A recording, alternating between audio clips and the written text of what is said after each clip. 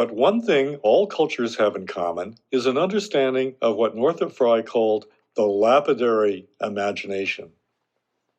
Stones would seem to be dead, but they have an uncanny way of being alive. You can sometimes sense this in landforms, as in the film The Power of the Dog, where Benedict Cumberbatch's character understands the anamorphic meaning of a nearby mountain range.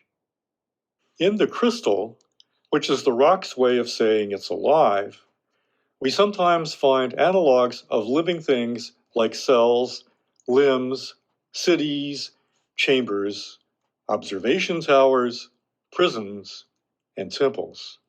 After all, crystal balls look into the future, so we know about their ability to represent the idea of fate and fortune. When we look at crystals, it's like a ready-made architecture that wouldn't take much to form into a city or a story about a city. There's the idea of a modular held in place by rules, some kind of government. The angles and projections all seem to make sense. The spaces and shadows they create in between all tell their own stories. The shapes intersect, yet maintain a constant logic. Sometimes crystals seem to grow organically in the same way plants or jellyfish give us an order that is both weirdly non-human and intimate and attractive. You almost want to eat some of them.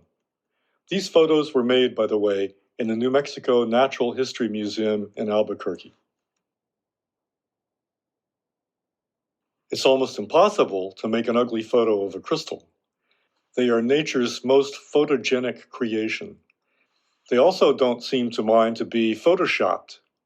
Almost anything you do to manipulate the color spectrum seems to be welcomed by the crystal itself, which offers a different side of its personality every time you change the hue, contrast, or bandwidth.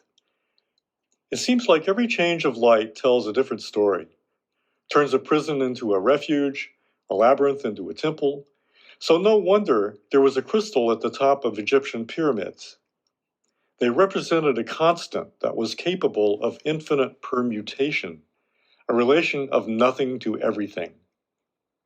You would enjoy the books of John Michel, such as A View Over Atlantis, on the subject.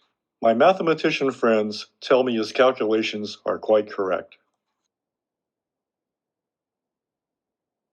It would seem that rocks are the most passive things in the universe, but this extreme passivity has a secret that is revealed by the crystal's way of making us think that not only is it alive, but it knows something important. This must have been at the back of the heads of the people who dragged the huge monoliths of Stonehenge from their sources to the site on the Salisbury Plain.